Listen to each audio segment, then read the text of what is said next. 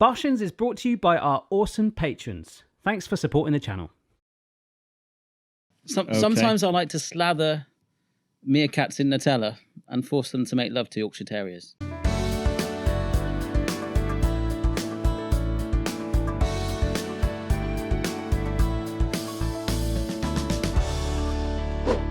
Barshens! Hello, everybody. Welcome to Barshens. Hi, Stu. Hello, Barry. How you doing, mate? I'm fantastic today. I should bloody hope so. We've got a close friend, a close co-star with us today. Indeed, we have Mr. Barry Lewis. Oh. I didn't even rehearse that. If we had, it'd have been funny. Indeed, it's bloody Dan Tomlinson. How you doing, mate? I'm not too bad. Emotionally hurt now. Bit emotionally hurt, but I guess that's the desired effect. That is. Yeah, you can go now. Yeah, How are you guys? How's it going? yeah I'm not so bad, mate. Not Pretty so good, bad. yeah. Like, this is kind of like my co-star. Yeah. Can we talk about that, or should we come on to that? We can indeed, yeah. We'll come on to that in a bit. We kind of did a duo. This is Jeff. Yeah, we collaborated. Yeah. We did a collab. Yeah. In like a movie. Yeah, I know. Yeah. It's exciting. That's really Should we exciting. collab on YouTube now? Let's do it on a film. Yeah, all right. yeah. We're going to star in the next Star Wars, all right? Yeah. It's great. So for people that don't know who you are, could you sort of summarize yourself? Yeah, I'm a kind of a person that just drifts from YouTube and just different media platforms. So sometimes it's acting, sometimes it's animating, sometimes it's writing. So yeah, loads of different stuff. People mostly know me from Stuart's work, so like through his either YouTube channel or films that we've done together.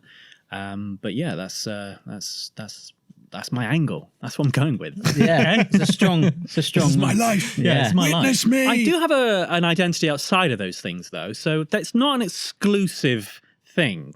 I'm an individual, and as such, want to be respected as one. You just told us a really interesting story before we started the podcast. Well, some that we can't talk about, but there's one about how there was a group of kids that spotted you or something. Yeah, this is really bad, because if they listen to this, they're going to feel like... They will. Yeah, they will. Might hear this. I've already worked out who they are, and I'm sending them this quick. So basically, I work as, or did work as a chugger, like as a charity collector. So I used to be one of those annoying people that would stop you in the street and say, "Hey there, can I talk to you for a minute?" For one purpose only, to give your money. And I'm there with my sachet on, everything like that, and these two guys come up to me. This guy and this girl, and they go, "Are you Dan Tomlinson?" And I'm like, "Sorry, what?" They're like, "Ashens, you work, you do films with Ashens and stuff like that." And I was like, "Ashens? Sorry, I don't know what you're talking about." And they went, "Oh, okay, then never mind." And I kind of turned around to walk away. And as I turned around to walk away, I heard one of them go, "It even sounds like it." And it was like, yeah, I just didn't have So you didn't do it as a thing to, like, it was a shock. It was so quick. So you literally was sort of like, "No, I don't want this today." Yeah. Why were you a dick to these lovely people? Fuck off. Because I in real life, I find it, I can be quite shy, and I find it like awkward. So I don't really, I'm not very good at it. That's basically the reason why I'm not very good at it. So a lot of times I tend to shy away from it. And some people are amazing at it. Like, I've seen you so many times, Stuart, where people stop you in the street and you just, talk. But usually, even when you do that, I'll kind of like walk away and leave you to it. I don't know if you've noticed. Crawl away. Yeah, just, there's a game store over there. I'm just going to pop into there. I don't know if game stores are still about. But yeah, I just tend to be quite shy. I'm not very good at handling it. And also as well, like, I was working and I had a sachet on me and I felt a little bit embarrassed about it. So yeah. So did you get spotted a lot then? Have you found that from time to time? Or? I remember, so a couple years ago, I used to do YouTube a lot more frequently, and at one point we were kind of like garnishing a reputation as like up and coming almost. It was when we first met and we were working together. Oh, we were doing like pilots and stuff for the BBC. It's when it was really exciting. Not like now, everything's dead. It did.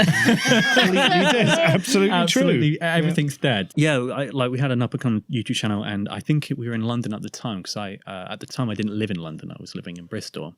So I'd come up to London for some sort of meeting or something with something that was exciting. I don't remember specifically what, but I remember we were getting on the tube, and this guy was standing in the doorway, and he was looking at us.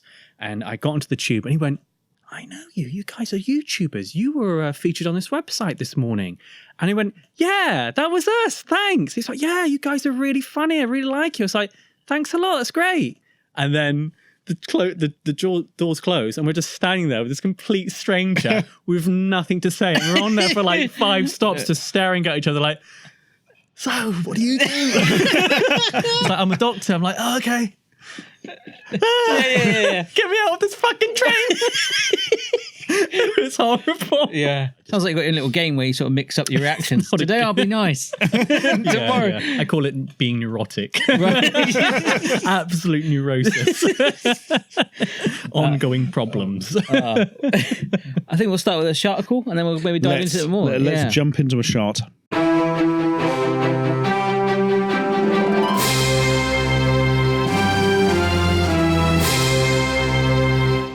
From the New York Daily News. Nice. Indiana cop, I presume that's like a cop from Indiana and not Indiana Jones' brother or something. Yeah.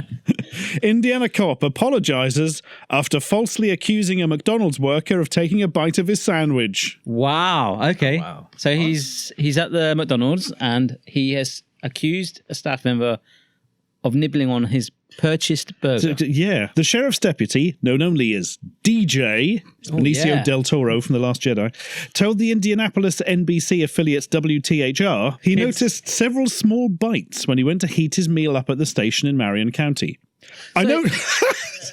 So he bought a McDonald's burger and then he reheats it. Yeah, apparently. Okay. Can you do that? I don't know. You can. It'd be bloody disgusting. Would you want to? No, you wouldn't. You wouldn't want to. Ludicrous. There's something like McDonald's burgers where they can't rot as well or something. I was reading it. Oh, there's some guy just let one mummify and dry out in a drawer and he's like, oh, it's so full of preservatives. No, that just happens to food if there's no water introduced. I'm not saying McDonald's is like great or anything. Yeah. You have to introduce them properly. This is so weirdly written. He noticed several small bites when he went to heat his meal up at the station in Marion County. I noticed several small bites, said DJ. We're just leading in with Journalism. God. Hashtag SEO. Yeah.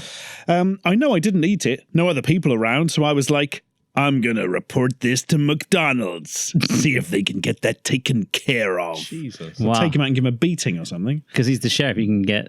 Yeah. He can make things happen. Yeah. I was going to say, he's obviously got a lot to do. Like, as far as, There's not a lot of crime around here. crimes go. Yeah, buy a burger and not actually eat it. Like, Somebody's bitten my burger. That's exactly how he speaks, I reckon. That's a very American accent, isn't it? What accent was that? Yeah, it's West Country. Yeah, well, Yeah. I'm really disappointed I went and transferred now. I'm going back to the UK. If I'd known there was going to be bites taken out of my burger, I never got on fucking plane. it's not a sort of thing I expect in United States America, if I'm honest. America? Land of the free my bum. Look at my burger. Free my bum. Here, Doris, guess what's happened? They've only gone nibbled on my burger. I about to breast I thought Trump was going to put an end to this nonsense. Look at that. If anything, there's more bites taken now. I feel lied to. Make America great again. Make my burger whole again. After returning to the restaurant to complain, DJ was offered free food, which he refused. I just wanted to find out who the person was and have management deal with that person in the appropriate way, DJ told WTHR. It's not about Laurie's French fries, it's about justice. Justice, Doris. Burger justice. That's a t-shirt slogan. Burger justice. Just a burger shouting Just the name of a sort of restaurant that sells burgers. Well, not the hero you want, I'm the hero you deserve. Now, where is he? Oh, fucking hell, I just read the rest line. Jesus Christ. The sheriff's department ended up launching its own investigation. Oh my God, that can't be. So he would have instigated that then? Apparently. Wow. Luckily, we've got unlimited resources here, so let's get on it. Doris? Get forensics down to McDonald's. Oh my God. Maybe Maybe maybe just give it a rest, DJ. Maybe we solve some murders, yeah? oh my God, I love the fact now it's like it's gone to the title screen of like True Detective. Yeah. And it's like all this kind of like, one We're of those making like... a Netflix doc right now. It's coming soon. Took a bite of my burger. Over crime. Occasionally they just stop and look out the window of the car and there's all these murmurations of birds forming a giant McDonald's logo in the little nibble out of it. Yeah. Then it's like cuts them in the police car, like it's like John. I believe the human species is a mistake, but my burger needs better treatment to it. Something like that. He's gone southern suddenly. He's been there too long. He's adopted the accent. DJ don't know where he's from. The sheriff's department ended up launching its own investigation. That's so crazy. Fucking hell. And concluded that DJ just forgot that he ate some of the sandwich earlier in his shift. I wonder how they came to that conclusion. It turned out, Doris, I was the monster all along. That's the whole episode. That's a What a twist! After months and months of forensic investigation. Forensic investigation. I like forensics. I can confirm that I just forgot. I love the fact. I love it as well. It's just like it ends with him like just a still shot looking to camera like that, and then it just fades to black and white, and then the text comes up. DJ took his own life out of killed. With Gary Jules' Mad World in the background. All around me, Holding this burger. It's breaking down. The burger's suddenly like, Burger justice. Yeah. Doris moved on very fucking quickly. The employee took a bite out of the sandwich upon starting his shift at the Marin County Jail, then placed it in the refrigerator in a break room. He returned nearly 7 hours later, having forgotten that he had previously bitten the sandwich. They had CCTV, didn't they? Yeah. And imagine. So this was time disparity there. So 8 hours later, he went back to McDonald's and said, But he's already launched the investigation by then. Yeah. 7 hours. That's amazing, isn't it? So DJ's been causing so much shit about this burger that they've had to launch an investigation. Then somebody watches the camera and just sees him take a bite and put it back in. Oh dear.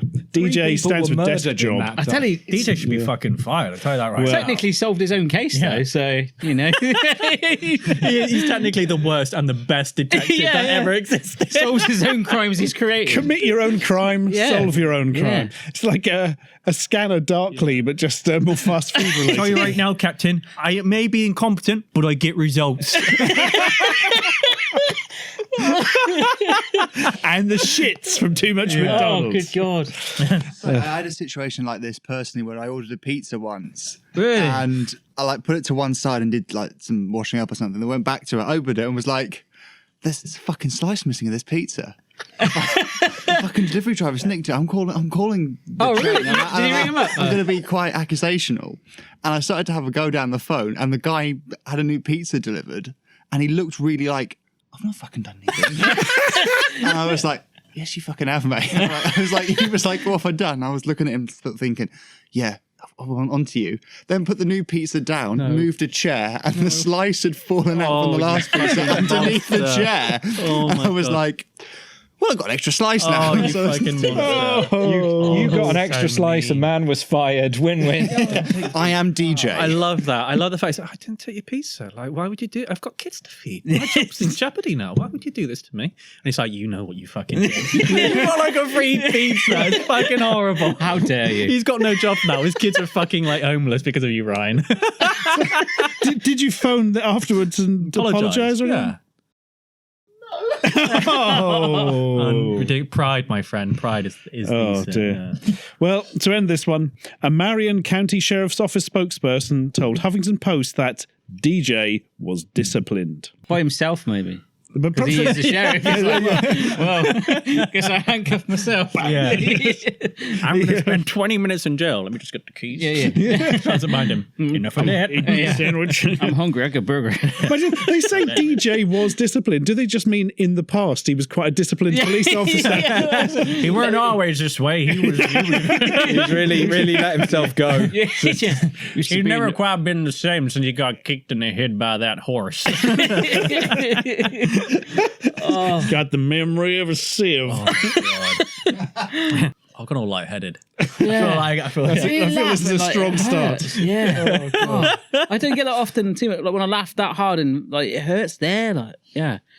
See you later. Wow. Fuck this. Yeah. I didn't come here to have fun. Take a bite out of my burger.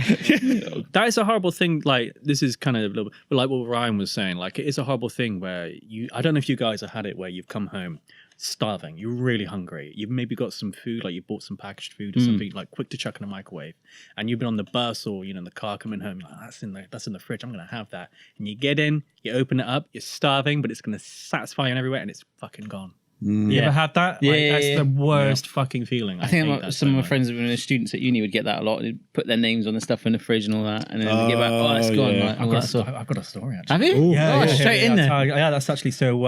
I luckily for me, I was able to live at home when I studied, so I saved quite a bit of money. But a lot of my friends basically were living in this house. It was a fucking dive. They turned it into an absolute tip. But one of the things that would happen a lot is that they would steal a lot of food from each other. So basically, one of the guys got really fucking sick of it. He was like, "You're stealing my food all the time." He goes, "Yeah, but I replace it." He goes, "Yeah, but it's pissing me off. Like, stop doing it." So basically, he bought this hummus, and he's like, "Well, I know Alfie's going to steal my hummus. I know he is." So Alfie the hummus thief. because he steals everything. DJ the sheriff. the least popular children's book. Yeah. It's like a beautiful mime. It's like loads of like equations. That film Memento. DJ. So to get one back on him, like from stealing his food, he basically stuck his dick in the hummus, and he's like, "It's my hummus. I can do what I want. I'm going to stick my dick in it." I'm going, "Yeah, I'll do that." So he did, and he kind of left it in the fridge. And Alfie nicked it and ate it, and he was like, "Oh, what are you eating?" He's like, "Hummus sandwich." He goes, "Oh, that's my hummus." He goes, "Yeah, but I'll replace it." He goes, "Yeah." I stuck my dick in that, and he was like, "Really?" He was like, "Yeah," and he's like, "Do you really?" He was like, "Yeah," and he was like, "Yeah, you're eating my dicky hummus right now." Wow. Horrible. Dicky hummus. Yeah, it was horrible. But it's just the fact. It's the fact he was like trying to like play it off like, "Ha ha ha, it's a joke," but it's not a joke, and I know it isn't because it tastes a bit weird. Wow. God. So, you were born in Bristol then, Dan, or? Because that's where you were studying, but you stayed at home there, was that? Yeah. So I was born in bred in Bristol. So yeah, I remember when I can't remember how old I was. It was a long time ago. Maybe when I was like 4 or something. We moved to. I know we moved out of Bristol. I think it was like somewhere in Somerset. I can't remember, like further out. But yeah, more or less, we came back to Bristol. We lived there all my life, basically. Yeah, more or less. So yeah, it's a beautiful city, really beautiful city. At the minute, I'm living in London. Which is nice. It's a different set of pace. I think in London you can tend to find like pockets, little havens, like away from the like intensity of it, which is nice. So you can find little places that remind me of Bristol. But yeah, there's no place quite like home really. So it's a really beautiful city. When I'm around Dan, sometimes he says that my accent, which I don't think I have one, but There it was. It was literally just Nobody like, does. I don't have one. I don't think I have an accent. Where's my burger? My burger. Cheers. Sorry, I shouldn't eat with my mouth full. Yeah. Oh, I didn't even eat it. Anyway. Shouldn't eat with my mouth full. That's a problem. Yeah. Apparently that triggers some of the Bristolian. Yeah. So I hear it in you actually. Yeah. It's I hear always- the R's. It's always the R. So Yeah. if I say, so if I say like work, Yeah. it's work. It's That's supposed it. to work. Yeah. Whereas being from Norfolk, nobody can tell the difference between me saying soup and soap, usually. Yeah. That's soup, isn't it? I think your accent's quite nice. It's like English. Oh. Yeah. That's true. Yeah, it just sounds like if I wanted a typical English voice, I think it would be. I remember being with you once and I said, I'm just going to go and get some soap from the shop. And you're like, you can get some soup? What do you want soup for? We're travelling. I'm like, no, so sorry. That's Munching on a bowl bit of all of Norfolk. you later. Like, oh, Yeah. yeah. Nothing cleans your teeth. God. So what did you study at uni then? Well, I studied twice. Well, I studied art originally. I did that for 4 years. So Yeah. I got a couple of OCNs in there, and then I've also got a foundation and a HND, which is like half a degree. Yeah. But then I went on to study philosophy. So I've got a degree in philosophy as well. But I've also done I wouldn't say I've studied it. I've done like bits and pieces in drama as well. So, Okay. yeah. So it's all the stuff, Barry, that's incredibly fucking useless. Stuff that can't get you a job, stuff that doesn't get you forward in life, but can enrich you as a person. Can you define what philosophy means to someone that's listening that probably wouldn't be able to know what it means? Philosophy, the etymological background in philosophy is from the word philos, meaning love. Pastry. And, a bit of pastry. So you got your pastry there, and that's the crust, and then the filling is Life.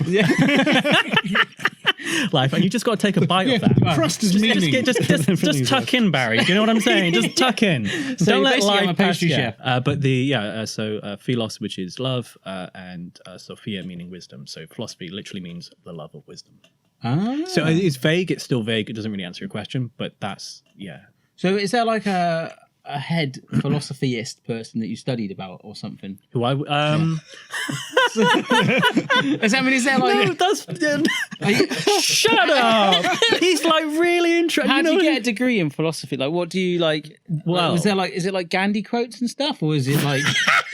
I don't know. I literally don't know what philosophy is. What do you mean? How, like in terms of applying? I it? basically don't know what philosophy is. I mean, how did I actually apply for the course? Or Yeah, I mean, what did you study? I mean, how did you like? I don't know. What did you learn about? I don't know. Oh, what did I? So okay, so I see. I thought you meant how did I actually get into onto the course? Like as in like why? Well, did that's I filled in a form. yeah, I was going to say yeah. You go to a college induction day. Yeah, What? right. Do you know tell them what you want to do, and then they get back to you. That's Do amazing. you know what? It was actually weird because at the time I'd finished art and I realized I didn't want to do it for a living, and I got more interested in the conceptual side of stuff. So I was like, I'm more interested in the thoughts behind, different art, like what's going on as opposed to the art itself. I thought like a lot of art was pretentious, and it was a Friday that I decided, fuck it, I am going to study philosophy. I've read a lot of it. I really love it. I want to study it.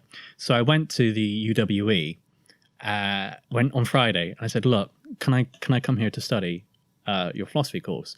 And they went, what qualifications do you have? And I went, well, I've got H&D in the foundation. They went, yeah. Oh, really? Yeah. Wow. And then the Monday I started.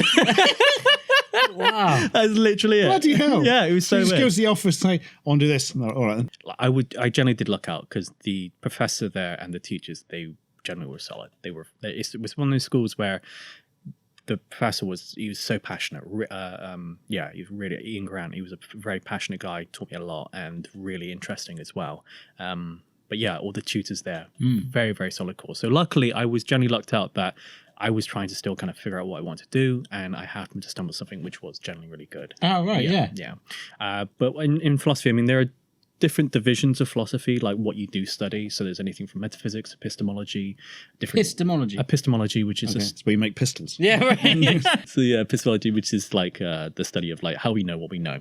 Right. So, for example, how do you know? Like one of those old questions, like if a tree falls in the woods, how do you know it makes a sound? That's an epistemological question. We have to be in the wood to hear it, don't you? Right. So Yeah. does sound exist only if you were there to hear it? Does it exist outside of your Yeah, that's cool. your own cognitives? So is that what you did? Does it count if you put a microphone down? Is that still somebody listening? That's the thing. I thought. I mean, because people say that now, they kind of technically that's still something listening, isn't it? Yeah, it's So still being observed. it's still being observed. So in some way, so yeah, no. Is the that earth wouldn't flat? count. That's philosophy. No. No, Next that's question. not. No, No, that's not philosophy. That's what is that? lunacy. Yeah, that's Yeah, lunacy. right, okay. That's lunacy. And What are some of the top philosophy-ish questions? Philosophy-ish? Yeah, that was a good one. that was a good. I had the philosophy. The other one is, what is the sound of one hand clapping? Yeah, stuff like that. Yeah. It's easy, wasn't it? Right, that's that solved. Yeah, Now that's physics. smashing it. We're getting it down, boys. You know what I mean? We are literally like thousands and degrees. thousands of years of like figuring out what reality is, and we're just smashing it right here, right now. Yeah, crab Come on. impressions. Oh god, I'm so close to dabbing right now. It's unbelievable. For me, like I was always interested in metaphysics. Metaphysics was I loved metaphysics, so I was always about like the nature of reality, like what is it to be real? What is the actual fabric of reality, essentially? Right. So that's always what I was interested in. There were different philosophers that I really loved. So, for example, like Nietzsche. Nietzsche was a philosopher that I really, really loved. Wittgenstein, he was someone that I really got into as well. I thought he was fantastic. He was about language. He was like at one point he was kind of like a structuralist philosopher. So basically he thought that language structures reality and frames how we understand or know the world. Oh, really? So to understand or to dissolve philosophical problems is to dissolve language problems, essentially. So it goes along those lines. So let's come up with an example that may be wrong. So something like you're trying to explain you've been to China and you saw something amazing and foreign that nobody over here would have ever seen back in the past.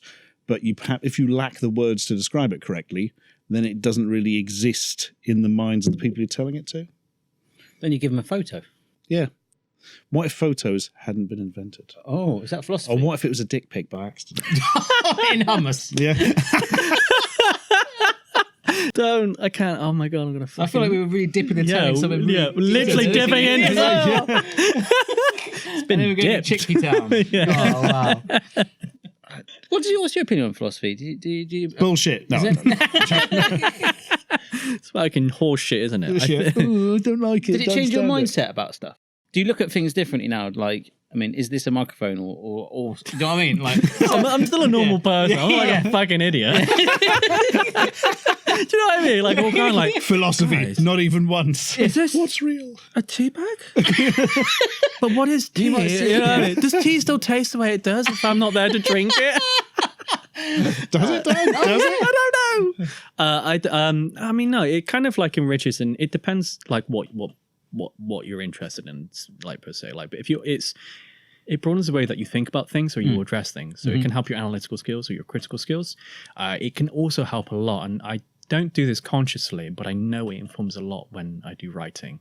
So, for example, like when we've written before and stuff like that, I think a lot of that is informed by philosophy in some capacity. And the biggest thing as well, when people are dismissing philosophy, they're actually engaging in it and therefore doing it. And so it's that thing of like, you say that, but the only way to dissolve a philosophical problem is basically to engage with it. And by engaging in it, you realize that it is relevant in some way. So what philosophy for me does, or metaphysics does specifically, because like I said, that's my area of interest, it points out the limitations of what we can know. And so by doing that, you realize that these problems are not solvable, but indicate of basically our own limitations to understand reality. Yeah, come at us with a principle or a question to get Barry thinking. Okay. Okay. So, We've established that the Earth isn't flat. So I mean, Yeah, that's a good it's not. start. Do you Yeah, believe good that? Do you believe that the Earth is flat? no, not at all. No. Have you ever indulged There's a lot in of that that? on Twitter though. I somehow get tagged in stuff like that sometimes. Do you? Yeah, or Well, like you're a flat earther. or flat. I get hashtag flat earther. Have you ever Banter. Have you ever? Hashtag flat Earth fans. Have you ever like been drawn to it? Like, you're like, oh, that's interesting. Maybe I'm a flat earther. Or you No, maybe not that at all. is I true. think it's hilarious. I mean, Yeah, you yeah. got pictures of the world like just as a disc. Yeah, You're gonna yeah, fall yeah. off the edge. Like, Yeah. How would you prove to someone that the world isn't flat? roll a ball. Oh no, I wouldn't. No, I don't know. You could, it's a laugh. Fly isn't it? around it. Fly around it. Fly around it. Yeah. But when you're in a plane, Yeah. it's still. Yeah, it's like a disc, isn't it? Yeah. Well, it's kind of like, because you're so small and you're on it. It's still. Yeah. It's only like. I mean, you can technically see Yeah, some because you would curvature. see. Yeah, But it's so slight, you could still doubt that, couldn't you? how would you do it? Well, I'm glad you asked. This I'm is glad multiple choice, you sir. asked. Pulled up this PowerPoint presentation. I'll tell you how I would prove it. I fucking wouldn't, because I don't have time for assholes like that. Okay, Yeah, get a globe. Get the fuck out of here. I've got better things to do. I'm too busy thinking about tea bags, Barry. No, I don't know. I really don't know how you'd prove it to someone. I mean, the thing is, a lot of the times, I mean, this is more your department, I guess, really. Yeah. When it comes to like people beliefs, I find like why people believe certain things a really interesting thing. Like, especially when they are absurd things or things that just seem, apodictically provable. You know, we know this to be the case. How do you prove or say to someone? And that is interesting because it's more about that person's disposition and their belief, and it's more about a lot of their emotional attachment and something that's happened to them to go to that kind of place. Are there any examples of that? Like, Conspiracy theorists, that kind of stuff. Yeah, definitely. People have a great talent for self-delusion, and if people can think of something, there's something special because I've got a bit of special knowledge, and people do love and are very much drawn to this, but some can take it a little far, and then it becomes part of their identity, and they will never admit they're wrong. Yeah. right. Which is why conspiracy theories and that are so self-replicating, because they're so easily believed and they can never be disproven, because if you provide any evidence to the contrary, that's then seen as part of the conspiracy, and it just gets increasingly ludicrous. Wow. Yeah. So it's one of those things where you can always supplement it with another answer. Okay. No matter what information or any evidence you can provide, there's always like an additional, but that's probably just this. Is that like Area 51 with the aliens and all that stuff? Is that, I mean, but because with that, you've got actual evidence of people saying they've taken photos, so you can see how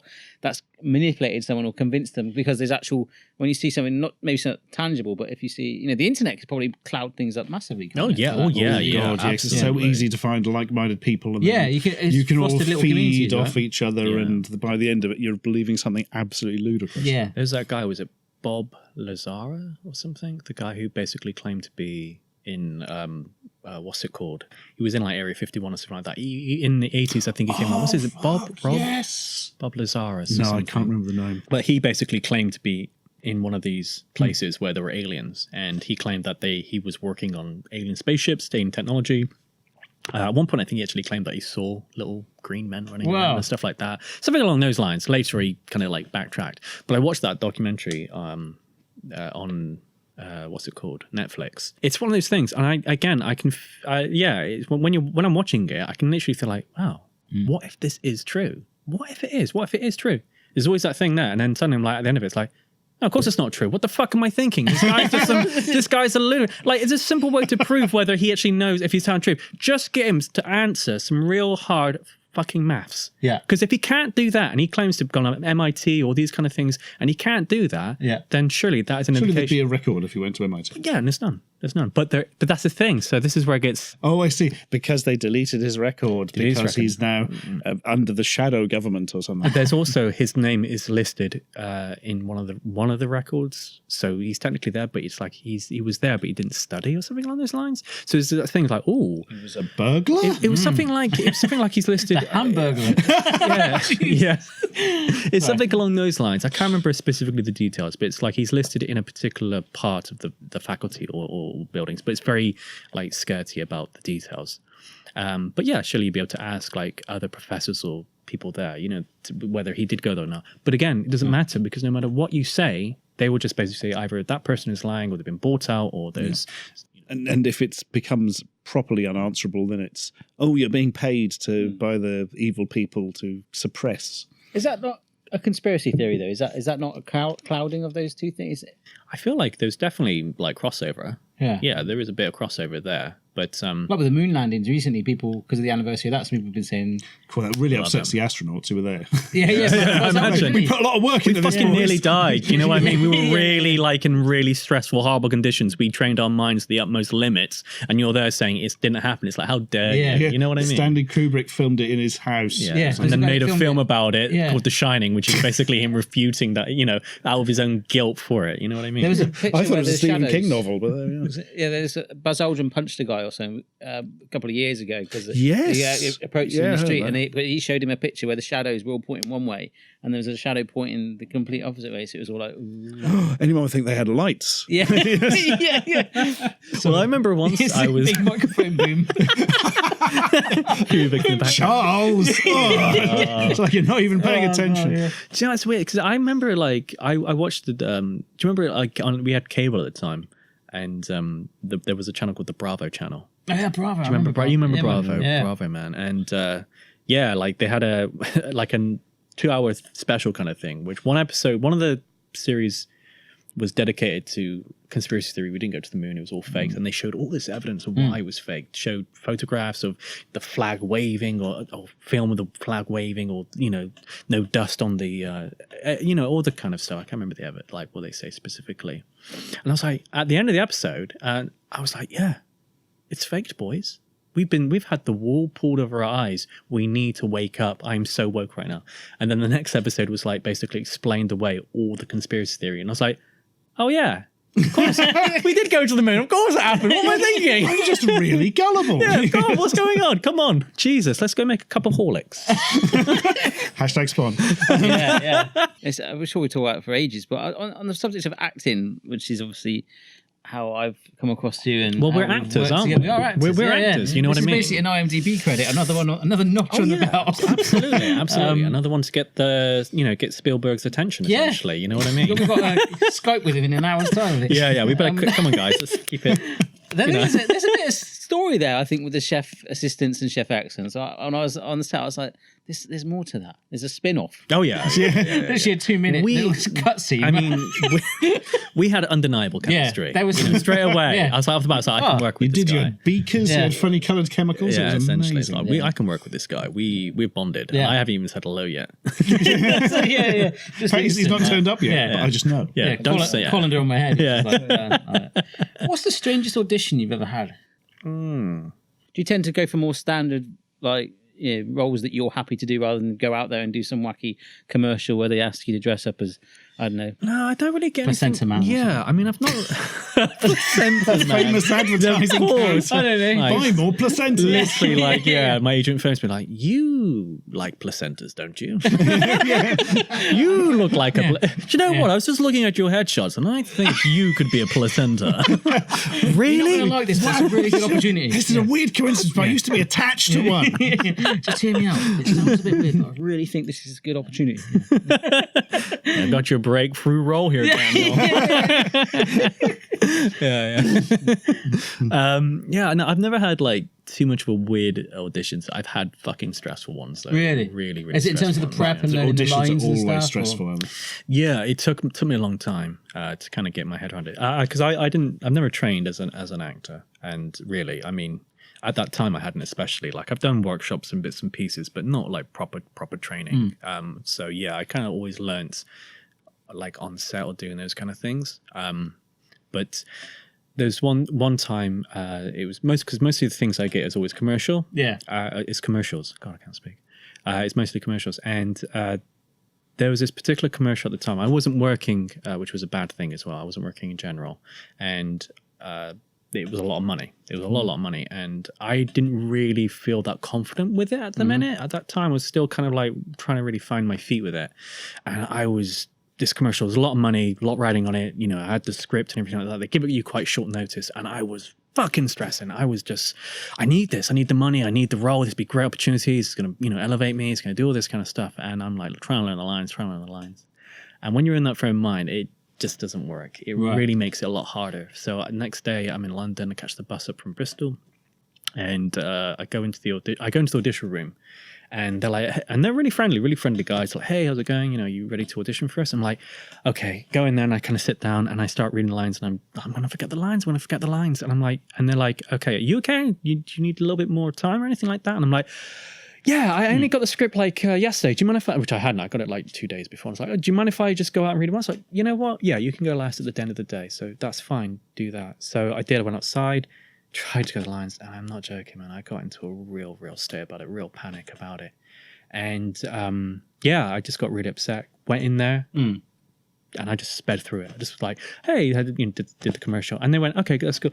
Could you do it again, but could you smile this time? Right. And, try not to do it. And I am in that frame of mind, I'm not going to take direction. Just couldn't do it. Completely bombed, left in, my heart was fluttering. And I actually met up with you afterwards. And I met you in a Costa. And I said, hey, Stu, how's it going? This kind of stuff. And I remember specifically saying like, oh, do you know, I've just got to go to the bathroom. And I went to the bathroom and I had a massive panic attack. It just really overwhelmed me. So yeah, it's tough. It's really, really horrible with that kind of stuff. But now He's Mr. Wimpy. I don't give a it's crazy. You just get over it. Eventually, it takes time, and the only way you get over it is you just expose yourself to as much as possible. And eventually, you're like, I don't give two fucks. If I get this, I get it. I don't. You know what I mean? Like, it doesn't make any difference. Right. And a lot of times, you learn a lot on the go as well. Like, a lot of the times, it's not about talent. It's about what you look like. It's about. Sometimes people say sometimes they know within the first 13 seconds of seeing you whether you're going to be or before not. you even say something. Before you even say something, it's like you've got the right, all that kind of stuff. So it's like that. That's probably one of the worst auditions I had because of what I did to myself. But in terms of actually asking weird stuff, self-tapes can be really awkward. Like, what's that? Sorry, self-tapes. Self-tape, do you know what self-tape is? So self-tape. A self-tape. Literally. Sorry. No. Self. No, it's just film yourself basically. Literally, doing So on your phone and you'll read off a script. Yeah. Basically, and but isn't that good? So you can just like go, I didn't like that. I'll do it again. You can do. So you can nail it. So my girlfriend basically, she told me. She knows like a lot of people in the industry, and one of this guy who's actually quite big. He's actually in EastEnders, and he's got a friend who's an actor, and he was saying like, oh, I've got, he was telling her about how he doesn't think this guy is very good. He's like, not a very good actor, but he does self-tapes amazingly well. And what he will do is he will do like 50 takes of a particular scene, and he will do it so every word, every inflection is perfect. And it's not that he's a good actor; it's that he will basically contrive the circumstances so that he will make those opportunities, which you can do. But But yeah, in self-tapes I've had, they can ask for such awkward fucking things. Really? Can you film this on top of the Eiffel Tower, please? Yeah, stuff like Really? Stuff, That's what, yeah. No, just like You can't- odd, awkward stuff. Like, I had this one recently, and they're like, "Oh, can we do the lines, do this, do that, then shoot it up close, and shoot it far away?" And it's like, you're meant to fucking shoot it. It's your commercial. yeah. Why am I filming it for you? Let me just say the lines. You fucking film it. Right, yeah. So they do stuff like that. It's like, I'm not The a advert film. goes up as literally what you filmed. Yeah, on the it's phone like that. With the logo at the top. It can be like that. And then one of the things is, well, like, do you mind walking? Like, can we get you walking? And I'm like, why? What were you expecting to see? By the way, I use my What do you think I'm going to be doing? Kermit the Frog escaping. Yeah, it's like stuff like that. It's getting really awkward, and sometimes it's like I can't be fucked for this because it's yeah. But it is more about just getting into the door and meeting people. That's when it's nice. It's really really. Can we nice. test your acting skill? No. If I give you Right, a that's line done. to say, Yeah. and Stuart can come up with a scenario, like maybe like a deadpan, like detective or something. Sometimes I like to slather meerkats in Nutella and force them to make love to Yorkshire Terriers. Can you say that in like a real, I don't know, what's an aggressive or In the manner of a man whose son is missing, and he feels the police haven't quite been doing enough work. Okay, so okay, so what's the line again? Replace son with sometimes I like burger. to slather my meerkats in Nutella and force them to make love to Yorkshire Terriers. Sometimes I like to slather. I don't know even if I can remember this line. Sometimes I like to slather meerkats in Nutella. Okay, and I'm force just them going to make love to Yorkshire Terriers. Is that good? Is that all right? Sometimes I like to. Alex, is that right? Yeah, that's not weird at all, Barry. Fucking ridiculous. Sometimes I like to slather meerkats in Nutella and make And force them to Force make them love to Yorkshire Terriers. force them to make love to Yorkshire True Terriers. story. Okay, and I'm doing this to you. On to Stuart. Ultimately, yeah. I mean, I'm going to do it to you, Barry, because I feel jeez. like we bonded here. Okay. And so, how do you want it? You want it like as the police aren't looking after. I'm trying to find. Yeah, you're frustrated, but you can't go full out angry. Okay. try not I'm going to try and.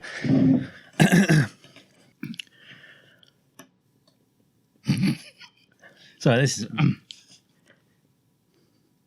Sometimes I like to slather meerkats in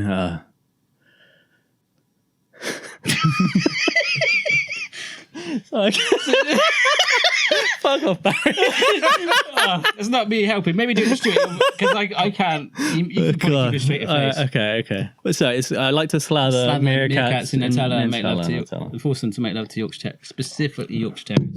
Okay.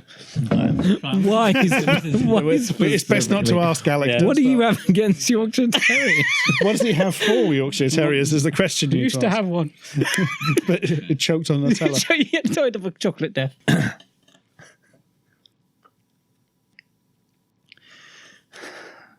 Sometimes I like to slather meerkats in Nutella.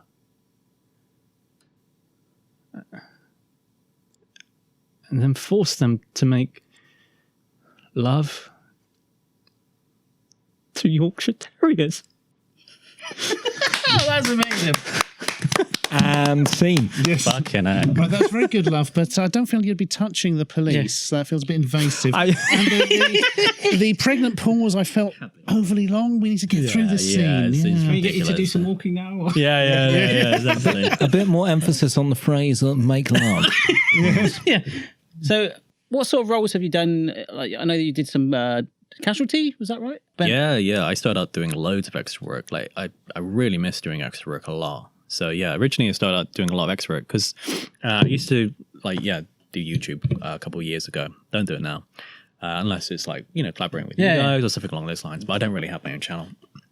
I used to have an animation channel, but so I used to do like loads of like extra work. It's a great way to start. Great way to meet creative people, similar stuff like that. So I've done everything from like Casualty, Sherlock, not so many feature films, but like that kind of stuff. It's like just used to be like Doctor Who twice? I wanna say. Doctor Who, Broadchurch. Which Doctor Who was it?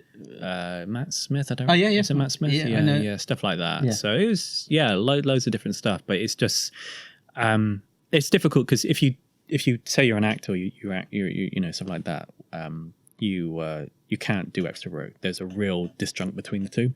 It's one or the other, really. So if you tell an agent or a casting director that, you do extra work or you put that on your CV, they'll be like, why have you put this on your CV? Like, you're either an actor or an extra. So there's that real disconnect between the two, which is a shame because I've known people who do extra work and they've gone on to do some fantastic stuff. You know what I mean? Like, people have got agents through it. I know that's happened. I know people have, like, met directors on, like, director of Trolleyed, which was a Sky One.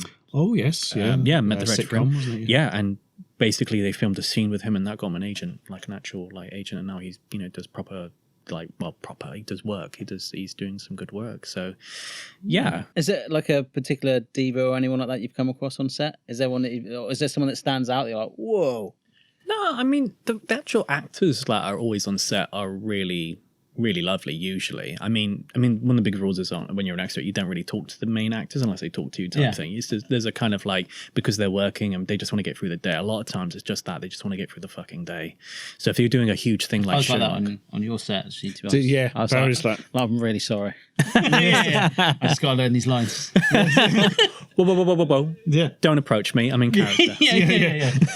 Aren't you? No. Don't break the if you break the salute, look, it takes him into the corner. It's like, listen here, you little shit. You break my fucking concentration one more time. I'm going to.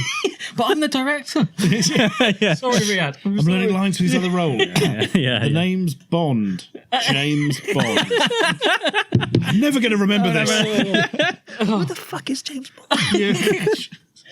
This James Bond guy's an absolute prick. Is that a dream role you'd want to do? Do you ever look at a show on telly or something on the stage maybe and like, that is me? Oh yeah, I mean there's loads of stuff I'd love to do, loads of stuff I'd love to do.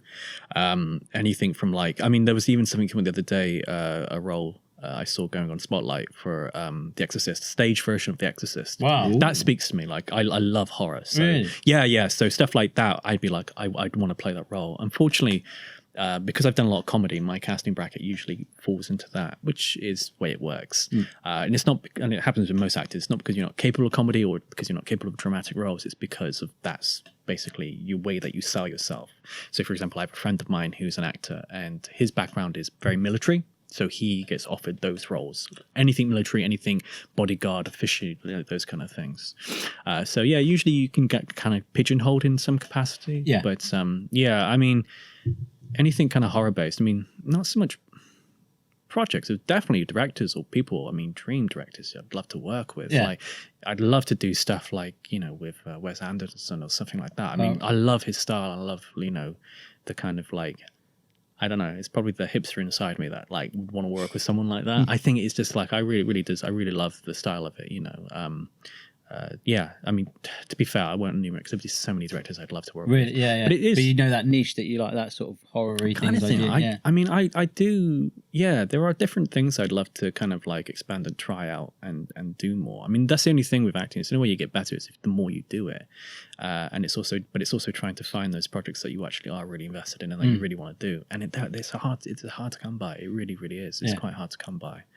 So yeah. So if Ari Aster phoned you up, said, dude, no, I would, new horror film coming. I'd be in There's there. a man in I it. would be in there. He's got a meerkat. He's smearing up the Nutella. Are you in? Can you make me believe? Yeah. Meerkat Smearer 2. Damn it! I wanted the main role. Yeah. You to hold the bottle. Yeah, it turns out I'm the fucking meerkat. I thought I'd beat. No. Get this funny suit on. Yeah. And step into this tub of Nutella. Yeah, and now we're gonna basically burn the hut down that you're in. Oh, okay. You know what I mean? Hashtag spoilers. Yeah. We've got 3 quick-fire questions that we ask people normally. Sure. Have you ever been in a local newspaper? I was in a magazine once. Yeah? Oh, what magazine was that? It was a really small, like little feature. So back again, YouTube days. Sci-fi. Starburst or something? No. It was literally it had sci-fi in the title. I can't remember what it was called though. So it was something for sci-fi related then, or SFX or something? It was that, I think. I think it was FSI. Yeah. So yeah. Viz? Viz. Johnny Fartband. But yeah, so I was in that for a YouTube video that we did. Oh, cool. Yeah. Was that Cat Fight? It was Cat Fight. And are these still on YouTube then? If we Google You still find them. Yeah, they were still all up there. So yeah. Awesome. Because Cat Fight was quite inspired by Edgar Wright and sort of Scott Pilgrim versus the World, wasn't it? Visually, at least. Do you know what? It wasn't. Oh, But we fucking jumped on that. You pretended it was. Yeah, so because I- Edgar Wright himself retweeted it, didn't he? Yeah. Something happened. Yeah, like that. yeah, he did. He He actually came to saw your it. house and had tea. Yeah, Something but like like, like him, like that was amazing. But he retweeted it, and because people basically watched it and like, well, this is basically Edgar Wright-esque type thing. It's like, well, that wasn't what we went for, but definitely. And the fact that he saw it, it's like, yeah, we'll go with that. Edgar Wright. Yeah. So yeah, it was great. It was really, really, that was really nice. But the styles of it and the ideas of it, like, were all this kind of amalgamations of like, like tropes that we've seen, like with the eyes, that kind of like, the Japanese kind of manga-ish style, stuff like that we kind of went through. So yeah, it's good. Cool. Most famous person you've ever met? This could be quite a tasty one. Tasty. Tasty. Who is the tastiest person of which you have supped professionally? And would you spread Nutella on them? I met I met Benedict Cumberbatch briefly. I met God, I'm really bad. I'm really bad with names. The lady who won the Oscar recently. Olivia Colman. I met her. How the fuck did I know that? I don't know. Yeah, Olivia Colman. I met her. She was great. She's from Norwich. She actually said hello to me before I started. She's just such an. It wasn't her in the street with it. yeah. With an Oscar and like, You're Chef Excellence. Chef Excellence. No, it can't be. You're downtown. I'm really And sorry. I'm there with my sachet on. No. Ashens? Oh, he even sounds like him. Must tell Spielberg. Yeah, must have something. But no, so I met her. Like, but I remember again, this is through doing extra work, and she was so fucking cool. She said hello to me, and like was just so super friendly, and like, because I know it sounds like a quite tedious thing to say. She said hello to me, but in extra work, you just don't say hello to anybody, and you don't expect it. So even with David Tennant, because he was on there as well, they were saying to us like, don't say anything to him. He's in character. He's methoding it, or just leave him alone. And then we saw him, and he popped into the kitchen, and he saw it. You're right. And I went, Playing on a bop it. yeah, it really is methoding it, isn't it? He's so deep in the concept. He's like eating sandwich, right, lads? Did he do that as character? Is that the character? He's a tuna sandwich. Man. Yeah, he was just like it's one of those things. It's a bit cliche like that with the world of drama, isn't it? You sort of, he's really getting into it now. Bullshit, mate. It's fucking shit. Yeah. Really study him, guy. Like, we talk about this a lot. Yeah. I'm not really into that kind of stuff. But it's. I think we came to it's whatever works for certain people, and it doesn't work. Yeah. For anyone, So let's have both. ever. Yeah. Most embarrassing moment you've ever been in? Situation? Yeah. I once got asked to talk about smearing a meerkat on a podcast. So I remember this. This is years and years ago. Like I was about 19 at the time, 20, and we went to a house party and I got really fucking drunk. Like really, really, really drunk. I drank like half a bottle of vodka. Ooh. Yeah, so I got wrecked really quickly, and I went back to a friend's house, and on the way back, I was just paralytic. I was all over the place, and I'd not really got drunk before, like properly like that. So we went back to his place, and it was actually his parents' place, and basically put me in the back room, set me up. He went out to go get some blankets or something, came back in, and I'd literally like torn down this ironing board, knocked over a Christmas tree, broke the Christmas tree, done loads of stuff like that. Doing little Inspector Clouseau in the corner. Yeah, and it's like, what is going on? So basically got me in the gave me like blankets and everything and left, and that I woke up in the middle of the night and I was just violently sick, all in that room. Went out into the kitchen, threw up all in the kitchen around the sink, went through the stairs landing, threw up, went up the stairs, threw up in and around the toilet, and then went into the other room which has got the sink and the shower, and I threw up in there as well. Wow. That's like ticking all the boxes. Yeah, I was really violently sick, and the next And morning the owner of that house, Benedict Cumberbatch.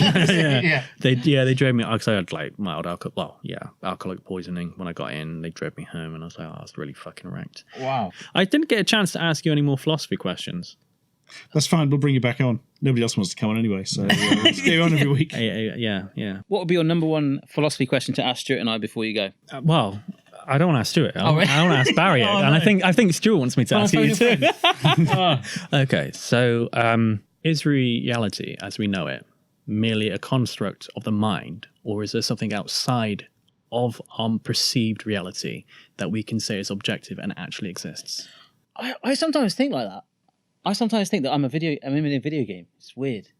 By sitting. Solipsism. Yeah, solips. Yeah, I'm playing Xbox while my missus is pregnant, and no. Okay. No, but I sometimes feel like reality, like what I'm seeing here, is like that I'm controlling me from a different Yeah. place. Yeah, if that yeah, makes yeah, sense. yeah, Do you know what I mean? Yeah. Needs more iron in his diet. So like, yeah, I do. Eat more carrots and see the Yeah, you'll be fine. No, I do. I feel like there is something else, definitely. Yeah. What do you think? I'm not too sure. Do you know? I'm not sure yet. Do you know? This is true. So they were doing experiments on rats recently.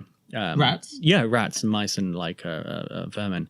And what they were doing was basically putting like electrodes in their brain so that they can manipulate them with remote controls.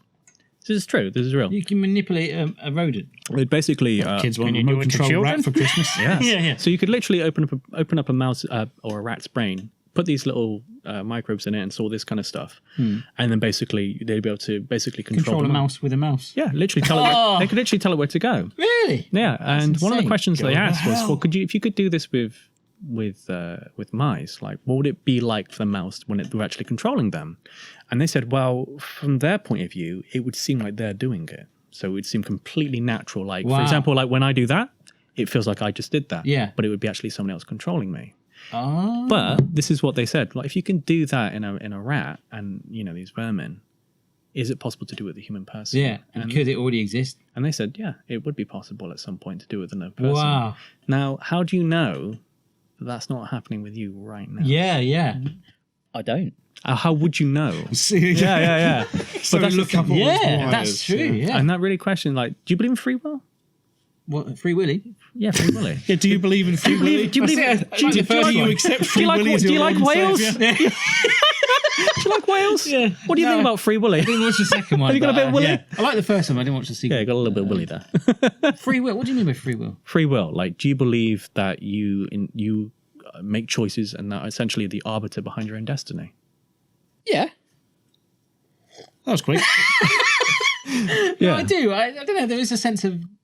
I do definitely sometimes feel like there's me controlling me from a separate thing. Yeah. Sometimes, like I've got a joystick or something. I don't know. Yeah, It's weird. I've never told anyone that before. No, it's okay. Yeah, It's time done. Interesting. Do you know what? This is actually really creepy, what you're describing, because there's a infamous serial killer called Jeffrey Dahmer. And when he used to kill his victims, and he said, like, you when you murder these people, what was the experience like for you when you did it? Yeah. Do you know what he said? Someone else was telling him to do it. Or something? He That said, seems to be quite common. yeah. He actually said it wasn't like he was doing it. He said it was like he was watching himself doing it third person. Ah. Like what you described, you fucking monster. yeah. But no, Drink this. Drink your tea. yeah, drink your tea. Drink up. Drink your tea. Yeah. What is tea? Yeah. I'm not drinking that one, but But yeah, no, it's Nobody incredible. talking to me. I'm somewhere else watching it happen. Yeah. But it's the thing with free will, though. It's like, for example, how do you know that you made those choices? Yeah, no, I'm a believer of that. yeah. There certainly I have, not all the time, but sometimes you just ever sometimes think. I think sometimes it happens the most when I'm actually, when you get a night when you try and go to bed and you try and sleep and you just get a really restless night and you just can't sleep and you're like, shit, I'm alive. Do you ever get that? Yeah. I do. I'm just like, Oh, I'm actually alive. I don't know. I just get that. Wow, sometimes. that's quite an existential dread. Yeah, there. I just- And it makes me think like, oh, how do I sleep? Why do I sleep? And when is it going to happen? What I used to do when I used to this was more like when I was very young. It's be like, I'm thinking right now, like that thought exists somewhere, and which is nowhere in the past. Because where is the past? The past isn't in a place. It's literally every moment is that unique. Right. But it's not a moment either. Yeah. Because time is not it's a qualitative thing, not a quantitative thing. They're not units of time. So then where is the past? Yeah. It is literally nowhere. So, Right. Yeah, I know what it's. do you know Yeah. what I mean? So it's like it's like nothing is constantly eating at the presence. Yeah, that's really interesting. yeah. Really thought-provoking, isn't it? Yeah. We're gonna have to have a follow-up to this one. Yeah. But it makes you wonder, like, how do you actually make choices then? Yeah. How do you make choices, Barry? I don't know. Yeah. Aren't you just basically like isn't your brain just telling you constantly what to do? Yes. So what is it But that? then, are you your brain? Yeah. Well, then, But then, if you take your brain then and you were to cut it open, would your mind be in the brain? Would you find yourself in there? No, you would just find loads of flesh. So where is the I that controls everything that you do? That's just a cumulative form of the brain processor, surely. I actually know, Barry, what to do. We need to kind of wrap this Yeah, wrap it up, Barry. I've been waiting here. You know what I mean? It's ridiculous. Well, So I just want to say thank you for one of my wonderful guests today. So yeah, we'll see you next time on Barshens. And yeah, good night. I love that. Yeah, that'll do. Bye, Mum.